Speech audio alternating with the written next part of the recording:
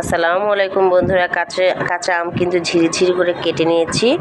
একেবারে চিকন করে আপনারা কেটে নেবেন, গ্রেটারের মোটা পাটটা দিয়ে কেটে নেবেন। তারপরে হচ্ছে গিয়ে লবণ দিয়ে দিচ্ছি এটার মধ্যে। এটা দিয়ে আজকে আমি আমের নাড়ু বানাবো। এই আমের নাড়ুটা কিন্তু খেতে অসাধারণ, ছোট থেকে বড় সবাই পছন্দ করে। তো আমি এখন লবণ মেখে এটাকে রেখে দেবো যাতে আমের জুসটা, টক জুসটা, কষ ভাবটা বের হয়ে যায়।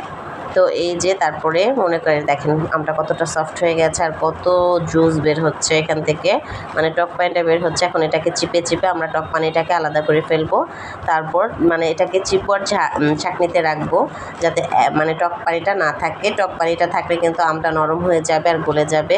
তো এই যে দেখেন আলাদা করে নিচ্ছি। তারপরে হচ্ছে গিয়ে ভালো মতো এটাকে ধুয়ে তারপরে ঝরিয়ে নেব। ভালো চেপে পানিটা ফেলে ঝরিয়ে রাখবো যাতে আমের মধ্যে মানে একটা ড্রাইনেস চলে আসে, পানি না থাকে। তো এই দেখেন আমটা কিন্তু ভালোভাবে ঝরে গেছে সব পানি। এখন আমরা এটাকে একটা কড়াইতে নিয়ে এটার মধ্যে বেশ ভালো পরিমাণে চিনি দিয়ে দিচ্ছি। আমি এখানে 6টা বড় সাইজের আমের জন্য প্রায় আধা কেজির কম চিনি দিয়েছি। 250 গ্রামের একটু বেশি, ধরেন 350-400 গ্রামের মতো চিনি দেওয়া হয়েছে। এখন এটাকে ভালোভাবে হাত দিয়ে মেখে নিয়েছি। তারপরে কিন্তু আমি এখানে লাল মরিচের গুঁড়ো দিচ্ছি 2 চামচ। এটা হচ্ছে ঝালের জন্য, টক মিষ্টি ঝাল হবে এই লাড্ডুটা।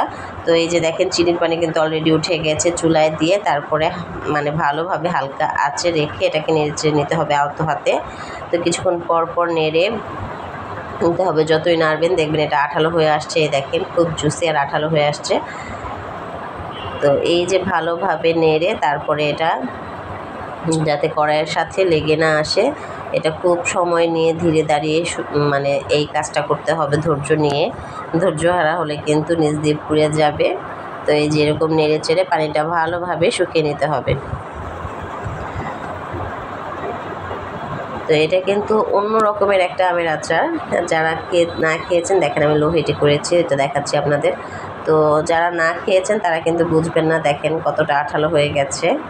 তো একবার হলেও বাসায় ট্রাই করবেন। আমি অল্প করে বানালাম, কারণ হচ্ছে গিয়ে অল্প করে বানিয়ে আজকে আপনাদের সাথে শেয়ার করলাম। আর এটা হচ্ছে গিয়ে আপনারা অল্প করেই বানাবেন, বেশি করে বানালে কিন্তু তো 5 ফোড়ন গুঁড়ো করে নিয়েছি। 5 ফোড়ন সবাই চেনেন, ভেজে গুঁড়ো করে তারপর এটার সাথে মিক্স করেছে।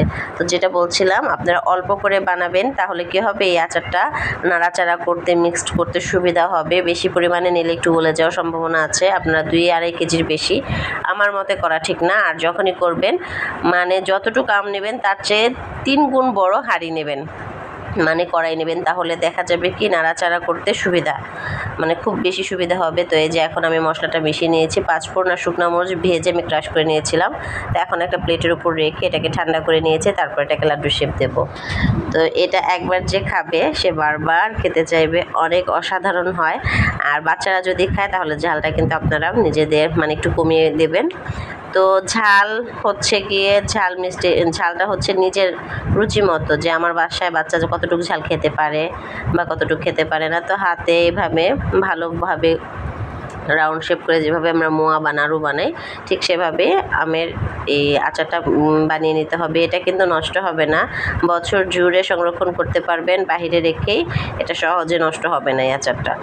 তো এই যে দেখেন আমি সবগুলো ধীরে ধীরে বানিয়ে নিচ্ছি। তো আমি বানিয়ে আমার আর বছর জুড়ে সংরক্ষণ করা হবে না, মাস জুড়েও সংরক্ষণ করা হবে না, আমার এটা ফুরিয়ে যাবে। তো যাই হোক, আমার বাসায় এটা খুব ভালোভাবে পছন্দ করে সবাই। তো আপনারা যদি ভিডিওটা দেখে ভালো লেগে থাকে তাহলে অবশ্যই ভিডিওটাতে লাইক দিয়ে দেবেন আর চ্যানেলটাকে সাবস্ক্রাইব করে দেবেন। আর অবশ্যই বানিয়ে আমাকে জানাবেন যে আপনাদের কাছে কেমন লাগলো। আজ আর আল্লাহ হাফেজ।